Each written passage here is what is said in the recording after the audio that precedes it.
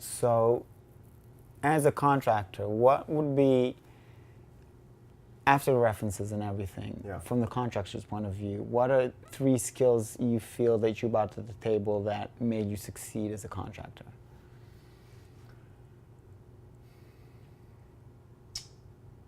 So I break construction down into 5 simple points. And it comes down to accountability.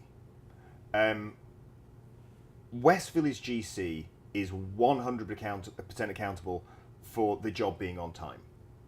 We are accountable for the project being on time. Not the architect, not the client, we are. We are 100% accountable for the cost of the project. And we are 100% accountable for the quality of the project, for the finished product. The design architectural team, they are 100% accountable for giving us accurate drawings and accurate specifications, and the client is 100% accountable for making decisions. And if we keep those firewalls in place, we have these 3, you have 1 each, it means that the client isn't trying to project manage the team. The team, the construction team, isn't trying to design the project. And the designer isn't making decisions for the project that ultimately the client doesn't feel in control. Because when the client doesn't feel in control, particularly of budget and particularly of time, that's when the friction begins. So we own that. Now, in practical senses, what that means is, if you, the client, come to us and say, I would like to do this extra thing, whatever the extra thing is, the first point that comes up is, this is going to add X amount of time. So our finish date is the 25th of July. This is going to mean that we're now going to finish on the 15th of August. Are you good with that? Because although money is obviously, not obviously, but money is always a major factor in the decision-making process, certainly in New York, when you consider what rent is, what you consider what living elsewhere, because it's not like being in the suburbs where someone has a big house and you're doing one bit of it. Here, people have 1,500 square feet, 2,000 square feet, it's a pretty big apartment. You can't take out the kitchen and the bathroom and have them living there. So they have a lot of costs. And the extra month, although the thing may be $10,000, it might be $20,000 for them not being in the space. So really understand what the client's pain point is. Not being in control, not understanding what the time constraints are, and not understanding how much the ultimate final cost is going to be. And we start every single meeting with, our timeline is X, and the cost of the project is Y. Is everybody happy with that? And that means when you get to the end of the project, let's say it's a 4-month project, 5-month project, and we've got 3 weeks left, it's not, oh, by the way, it's going to be 4 more weeks and it's probably going to be another 50 grand. Because people aren't prepared for it. So understand your client's pain points and always, always address them every single week. Make sure that conversation, even if there's no change, make sure everybody understands what's happening. So that's very powerful things, because you're talking about, first of all, communication with the customer, which time and again in construction you see that communication breaks down and everybody gets super sensitive and everybody gets hurt emotionally and financially. Well, to speak to that very specifically, the communication becomes confused because people don't understand what they're accountable for.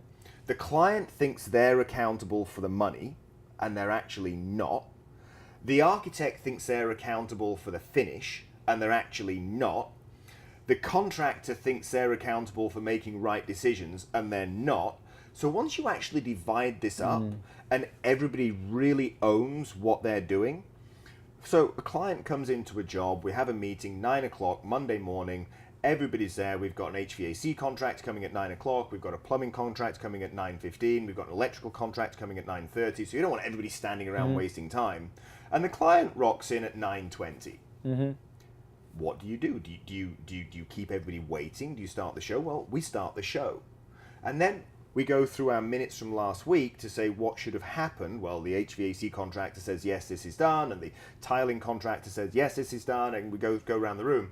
And we get to the client, and invariably it's, okay, client, have you made a decision on fill in the blank? No. Okay, well, did you get a moment to look at the documents we sent over for the other thing? No, we haven't looked at that either. So the client's turned up 20 minutes late. The client hasn't done their homework. Everybody else is ready. It's very easy to then say, okay, well, the project finish date was July 25th. We're now going to be pushed out to August 1st. How's that work for everybody? And it becomes very clear what the ownership is for the decision-making process and if it's happening, what the ownership is for the timekeeping and if it's happening. And it doesn't take many weeks into a 6-month project where everybody's there at 5 to 9. Everybody's got their homework done. And any problems that are now coming up are now able to be solved in a really clean environment.